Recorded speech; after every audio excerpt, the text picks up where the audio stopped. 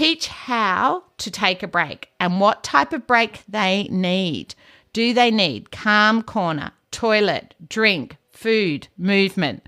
Now, those of you that joined me for the live webinar this term or listen to the replay, remember the often overlooked causes of behaviour was toilet, drink, food, and movement. So I'm hoping you've already thought about that and started including that in your program. But I highly recommend you think about how you're going to do that. Now, personally, that's where I use Lauren Bruckner's book, The Kid's Guide to Being Awesome. Absolutely invaluable for schools. I use it in primary age children, if you're wondering. You can use it with younger children too, but actually her younger one's called How to Be a Superhero, called Self-Control. Hi everyone, welcome to the Sue Larkey podcast. As I always say, you have to embrace difference to make a difference. Let's dive into today's podcast. Well, welcome everybody. This week's podcast I'm super excited to do because it comes from a question within our community. So if you're part of my Facebook page, you might have recently seen that I had a lovely question from Trish who said, I'm currently in the middle of setting up a calm corner area within my senior preschool room, 4 to 5 years. My kids understand that this is an area to be used when they are feeling overwhelmed or just need a little breakaway. Would love some ideas on what I can do to make this area great. So what I did is put that on Facebook and the responses were fantastic. So what I've done is collated the responses and come up with top tips from our community on what you can do to create a calm area. I also happened to be in a preschool doing some professional learning with them, and I took some photos of their amazing area. So super excited to share with you. So I'm just going to give you the key dot points and then we're going to do a deep dive into them because I want you to take away some actionable ideas to put in place. So the first thing to really remember is everyone is different. The second one is you actually need to teach the children how to take a break and use the area. The number 3 is, Trish, tent's a good idea, but some kids need high energy areas too. So remembering you need to accommodate both sorts of break needs.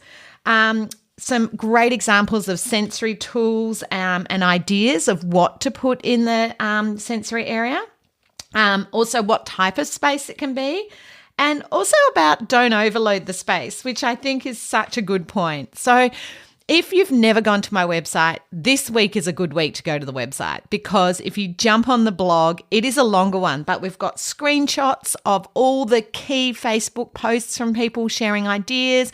I've got photos of the great teepee and little cave that we're in the preschool I was at. I've got photos of sensory baskets, lots of great things, and also lots of my 10 top favorite resources for helping with emotional regulation because we do need a range of things, and this is where our occupational therapists are vital. So personally, I love Lauren Bruckner's books, the Kid's Guide to Being Awesome series. There's How to Be a Superhero, Self-Control to the Rescue, and the Keeping Calm Guru.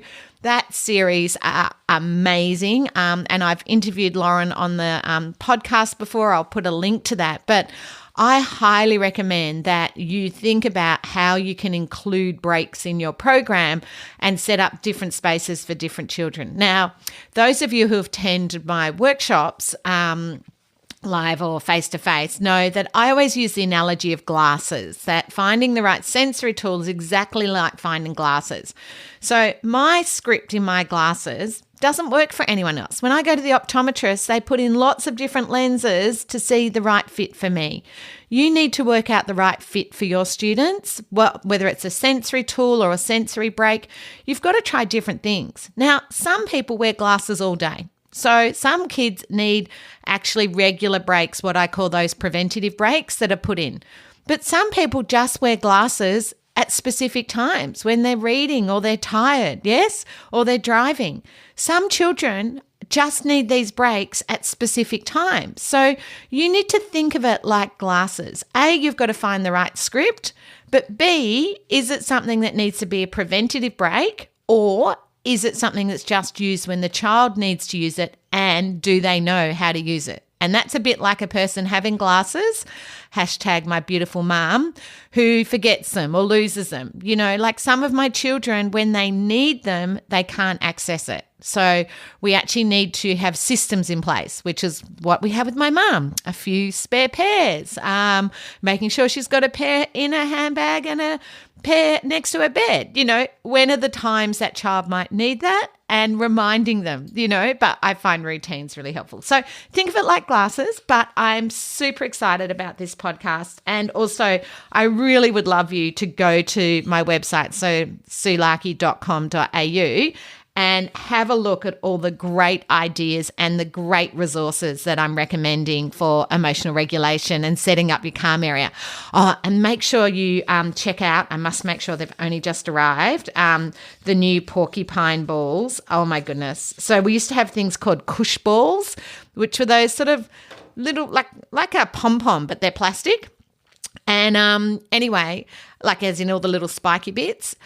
So we had those porcupine balls for years, and then we couldn't get them anymore. And then there were cush balls, but they were like $15. And I like, I'm the queen of Kmart and Big W. I don't want to be selling a little sensory tool that's $15 that's tiny.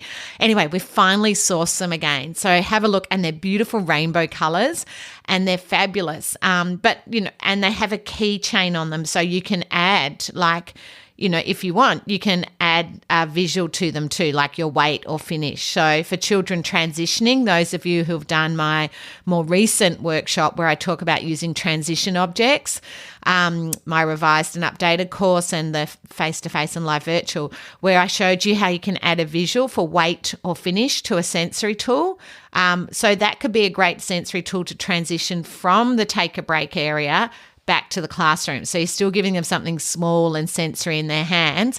My experience is they put it down once they've regulated. So anyway, so many good ideas. I'll try and put a photo of that visual I'm talking about. So let's start off with number one. Everyone is different. When you create a calm area, ask children what they would like to help calm them. I also found talking to parents invaluable. When I worked in an autism school, the parents often, I'd ask them, like, what's in your handbag? What do you keep in there, you know, for when you're out? And it was amazing what parents had in there. Everything. I don't know if you remember those little flick bands that used to flick on your wrist. One of my little boys loved those. Well, I wouldn't have thought to get that. One of my other boys, this was so cute. He was non-speaking. His mum had those little kitchen sets with the egg flip and all those little, for some reason her son loved those. He loved stimming, so flicking that little egg flip, but it was like a little toy one from a little kitchenette, little kitchen from a preschool, and he loved that. And he also had a few things in there he loved rubbing, so they were like textures. So think about what would work individually, but I agree with Freya, who says individuals have different needs. Ideas are great, but the idea you can make a space that works for everyone is false, especially for us autistic people. So thank you, Freya, for sharing your lived experience. And I couldn't agree more. All children need quite different things and need it at different times. Dana said exactly what we were just talking about. Ask the kids, get them involved. Children who have a say in what helps them reset are able to use the area with greater intention. And I like that. So if they're involved in choosing it, then they're more likely to go there. Make sure there are lots of options for deep intentional breathing, as this is one of the most effective nervous system regulators. And those of you who've done my emotional regulation course, you'll remember I talk a lot about breathing, but also the figure 8 breathing. So you just imagine a figure 8 drawn side on, and you breathe in for one side of the 8 and out for the other side, sort of like that infinity symbol.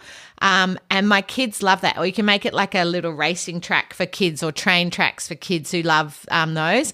And sometimes I'll put a picture of that, like one of my little boys loved Lightning McQueen, and what Lightning McQueen wanted to breathe in, breathe out. I'm moving my finger. I forget you can't see me when I'm talking on here sometimes, because remember, I treat this like we're sitting down. So I've got a cup of coffee today and I'm here drawing away on my piece of paper with my finger showing breathe in, breathe out. But even just try that in the air now, like breathe in, breathe out as you do a figure 8 or infinity side on. The kids love it. But if you make it as a visual, and you can make that as a little visual card that goes in their personal sensory pack that we're going to talk about later. Then number 2, teach how to take a break and what type of break they need. Do they need calm corner, toilet, drink, food, movement? Now, those of you that joined me for the live webinar this term or listen to the replay, remember the often overlooked causes of behaviour was toilet, drink, food, and movement. So I'm hoping you've already thought about that and started including that in your program. But I highly recommend you think about how you're going to do that. Now, personally, that's where I use Lauren Bruckner's book, The Kid's Guide to Being Awesome. Absolutely invaluable for schools. I use it in primary age children, if you're wondering. You can use it with younger children too, but actually her younger one's called How to Be a Superhero, called Self-Control. But what I love about Lauren's book is she talks about different types of body breaks, and she helps children come up with their own menu for self-regulation. So there's big body breaks, there's slow and tired, there's fast and emotional, fast and wiggly. Can you see that different things we need? So fast and wiggly, you might need to hug yourself. Fast and emotional, you might need to get a firm fidget. Or gum, to chew something. One of my little boys used to like carrot sticks, and his mum would just pack a little pack of carrot sticks, and that's what he used. Slow and tired, though, you might actually need to get a drink or do a crab crawl or a wall push-up.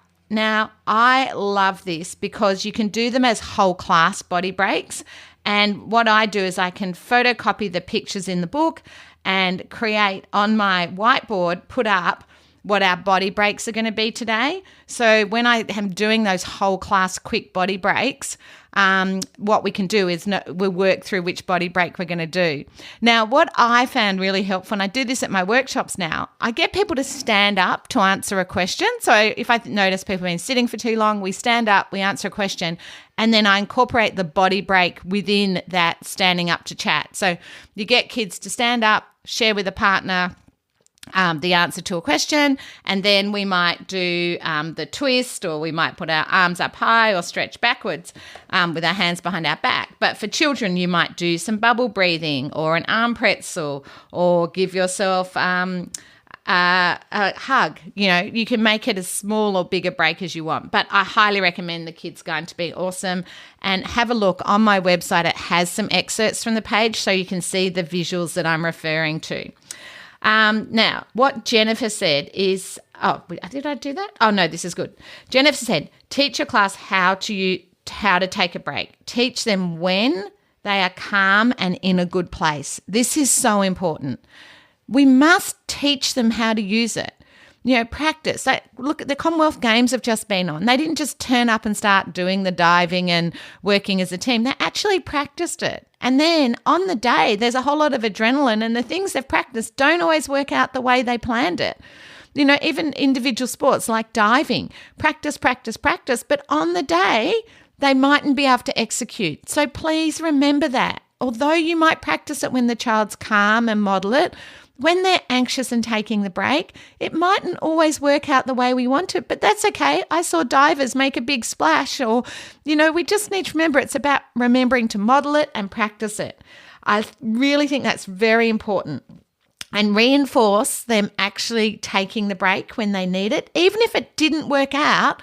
If it didn't work out and they went there and ripped something or still got upset, the truth is they were right that they went there. They just got there a bit late. So just remember that by the time they got there, it was too late. So remember, that's a bit like I talk about introception. Some of my children don't know until it's too late. So what we need to do is get better at teaching them the signs. And that's really what my emotional regulation course is about, emotional literacy. Because some of my children don't notice until it's too late. They don't notice that feeling in their tummy, or they don't know what the feeling is. So we have to teach them that. Just like we teach the alphabet, we need to teach them how it feels in their body. With the kids, Jennifer, we're on the same page. With the kids, Work out signals that show a break is needed, e.g., I can see you are tapping loudly and your face looks worried. Maybe it's time for a break, Teach the kids when and how to return from the break. Now, this is vital. So not only teach them how to go there, how to leave. Now, personally, that's where I do like time timers actually, because I'll normally get them to put the time timer on for 5 minutes. And then after 5 minutes, I'll get them to check in where they're at. Now, you might have a color system. It might be the green, orange, red. Check in where they're at. Check in, do a body scan. After 5 minutes, do the breathing activity, I find. Okay, we've had that sensory tool. Now we're going to do take a breath, and then we're going to check in where we're at. Do I need another 5 minutes? Even if it's a big body break, 5 minutes. One of my beautiful boys, Anthony, used to like throwing beanbags. We put the timer on for 5 minutes. He loved the physicality and knocking down a target. 5 minutes, put the timer on. He'd throw the beanbags for 5 minutes. Then we'd do the breathing. Then we'd check in. Do we need to do that again? And he was very good. And can I say, he rarely needed more than 5 minutes.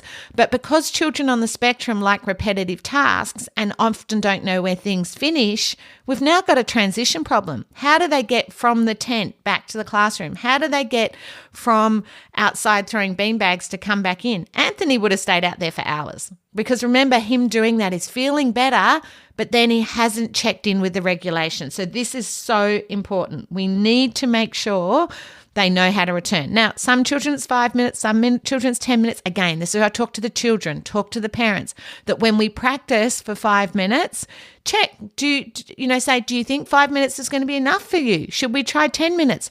Show them the flexibility. Remember, it's like my script in my art glasses. It might be that little tweak that makes a difference. A high energy area is what some people recommended. Mini trampoline, circuit on playground, running, hopscotch. Those of you that are on my Instagram, and I've been putting on lots of little videos when I've been going to schools. It's been so lovely to be back in schools. I was just thinking this morning, in the last 2 months, I've had everything from an early childhood through to a trade school, specialist school, primary, secondary. I've been in every sort of different educational setting, I think, and it's just been so lovely to be back in schools. The kids aren't always there because I'm doing a training day, but I'm a wander around, look at playgrounds, look at schools, chatting to staff, seeing great staff, pulling out tote boxes, seeing what kids are doing. It's just, I don't know if you can see me smiling from there, but I don't know. I just love education and kids and schools, and I love getting out and meeting all of you. And I just did a workshop over 2 afternoons, and staff went back over a fortnight, went back and put things in place. And last night I had so many teachers going to me, oh my goodness, Sue, I put in place this strategy. It was like a light bulb for my child, or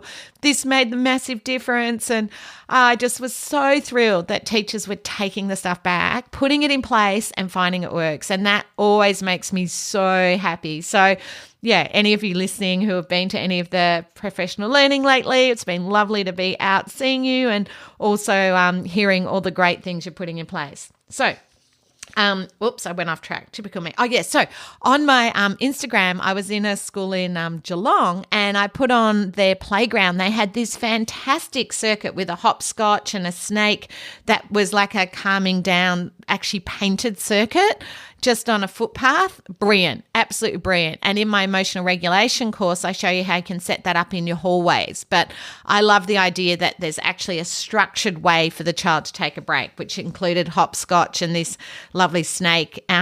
So easy to get up and do that.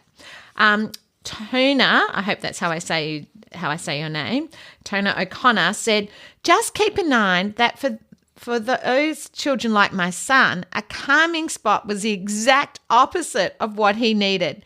He needed to be removed from the room altogether, and some high energy activities for him to regulate, like jumping on a trampoline, a play in the playground, or taken for a walk.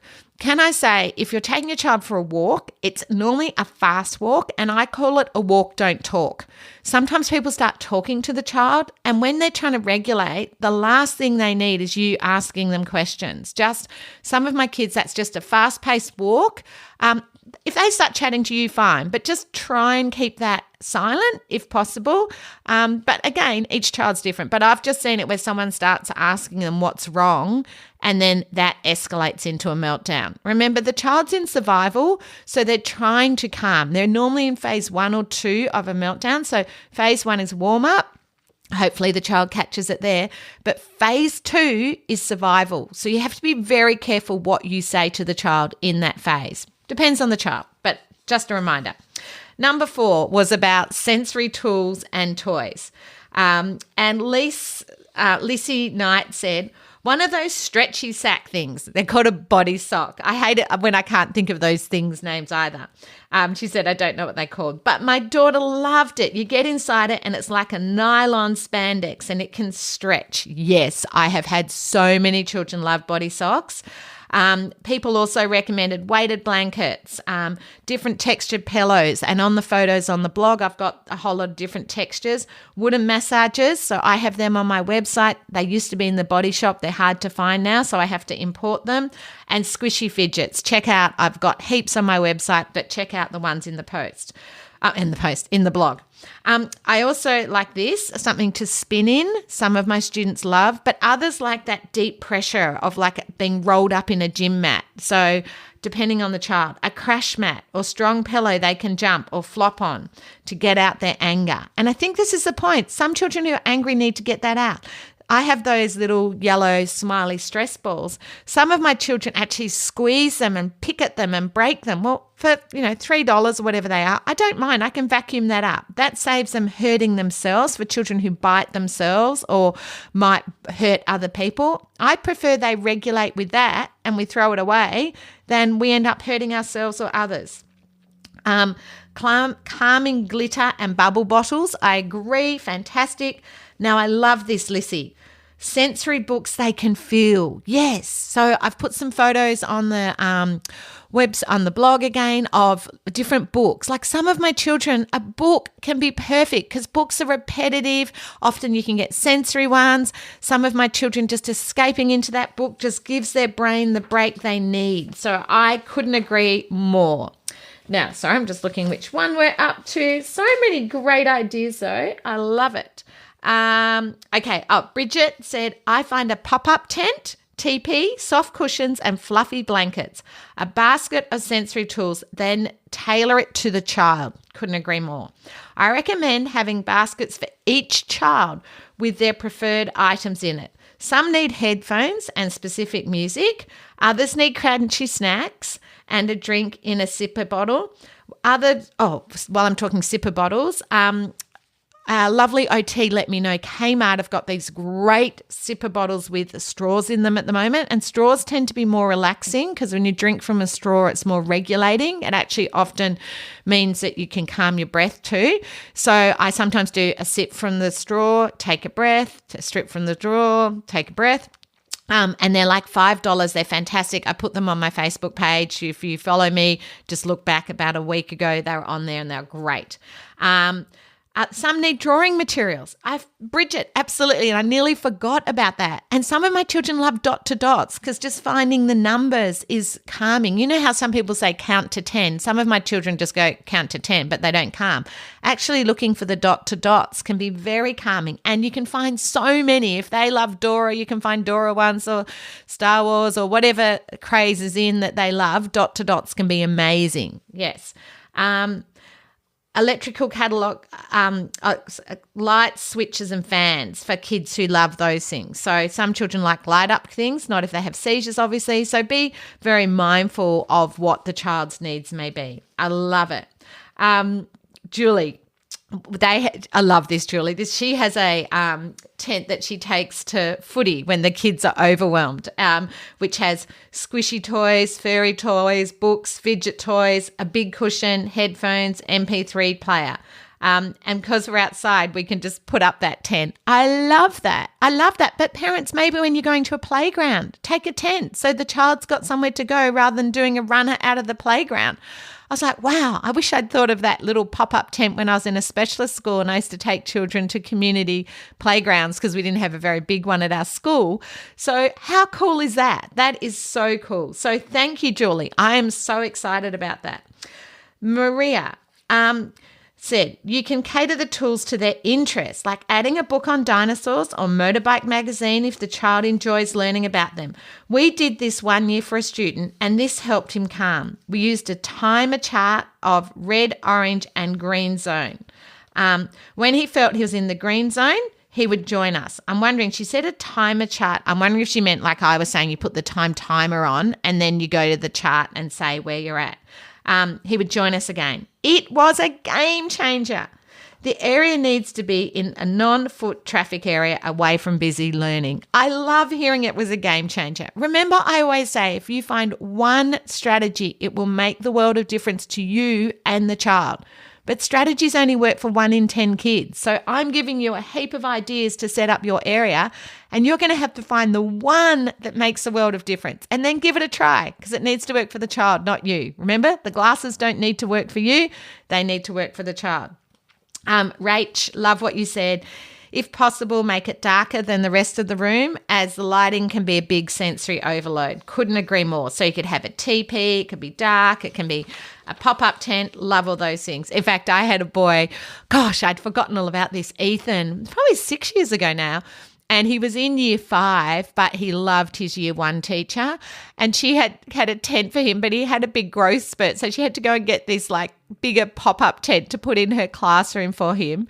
And the other children were so understanding. Can I just say that I must say, when I've been out in schools, that pushback about what about the other children, like if a child needs glasses, we don't worry about what the other children say. A child needs glasses. And if I always think the children know this child needs that. They're just curious why. So let them have a turn in it, but they don't need it. You know, fair isn't everybody getting the same thing.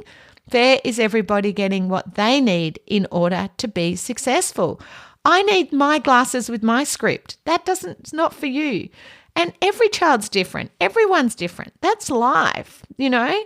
And of course the children are curious, but it doesn't mean we don't give the child with autism access or ASD or sensory processing or neurodiversity access, because they need it. So remember, it can be a game changer.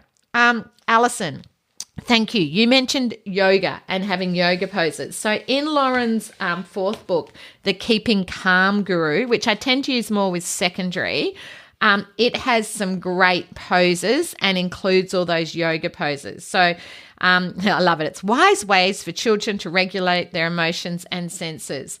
And it has some lovely ones in there.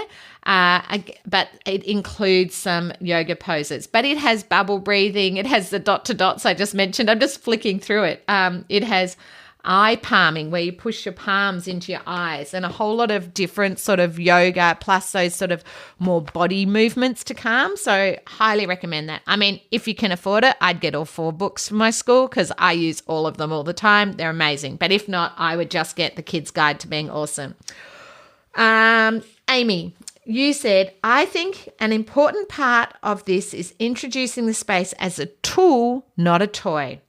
Maybe minimizing how many children can go in at one time. I love that. I absolutely love that. And I guess that's what I'm saying. It's like my glasses. They're a tool. They're not a toy. Now, I wanted to finish off on what Naomi said. I thought this was just fantastic. Naomi said, we set up a jar with strips of paper with the de-stressing activities listed. So the student didn't need to think about what they wanted to do. They could just reach in the jar and pull it out and do it if they're feeling overwhelmed. Now, that is what I do with those pictures from the Lauren Bruckner book, the first one, The Awesome. But I actually put it like 2 paper plates together with a split pin, and you turn it around, and then the child turns it around and it tells them what activity to do. And I put the little visual in there.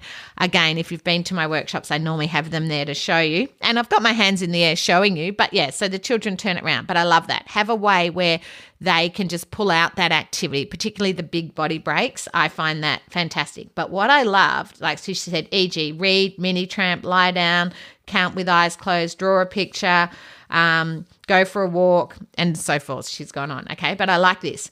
If a student didn't like what they chose, they could choose another one. Yeah, that's the same with the spinning plate. They can just move it around to something, okay? They also rejoined the class within a short period of time. And that's what I think. You need to think about that exit. And I think 5 minutes. It was great for self-regulation and limited the stress of asking a teacher for a break. This is so important. If the child has to ask you for a break, remember, if they're in survival mode, asking you for a break, that can be stressful. Some of my children stop talking when they're in survival mode. Some of my children start yelling. So we don't want them to have to verbalize. This is so important. The students were given tokens they could just place on the teacher's desk without saying anything and go and use the space. I've used it where they actually have a card with their photo that says, I'm taking a break. That was amazing. One of my boys, we actually had coloured cards to indicate what level he was at. So a red card would let the teacher know I'm about to, like, I'm really bad. I really need some space. Orange was like, I'm starting to lose it. So it actually was getting him to know where he was at break-wise. And then when he returned, he would come and pick up that card off her desk as they're leaving. So he'd come, pick up the card and go back. And that worked very well. I've had children in secondary where we give them a set number of breaks actually. So the teachers know, well, they've got 5 breaks a day and they'd have 5 cards to use, just because sometimes there was a perception they're being overusing the breaks. I personally don't find that because most of my children want to learn and be good, but it does depend on the child, and if maybe often that's with the dual diagnosis of other things that might cause that. So they could go to the space without having to ask. We used the tokens so we did not have to ask. They did not have to ask to use or verbalize they wanted to use the space. One student used to always have stomach cramps whenever new concepts were being taught. By introducing the tokens, we helped her to reduce her own anxiety and use the space, and the use of the space became less. That is my absolute experience, Naomi. At first, they'll use it quite a lot, but they'll use it less. It's the same with everything. At the start of the year, particularly when the child's more anxious and we're developing routines, I find they need more preventative breaks. But as the year goes on, often we move to them just requesting them when they need them. And then for another child, it enabled him to get his frustrations and excess energy out before he became agitated and sometimes violent. Both loved the setup. And this is what it's about. If the kids love the setup, this is what we want. We want it to be accessible, used, and make a difference. So I hope you've got some great ideas this week and ready to go and think about what can I do to set up a calm area? What is this child's needs? What do they need? When am I going to teach them to use it? And of course, how do they go there and come back? I think that's the big takeaway from today. How do they go there? Do they need to request it? Do they need to indicate they're going there with the token or a card? And then how long are they going to be there before they check in and come back? And I highly recommend you have a look on my blog because I've got all my favorite books for helping emotional regulation, like The Red Beast, The Panicosaurus, Disappointed Dragon.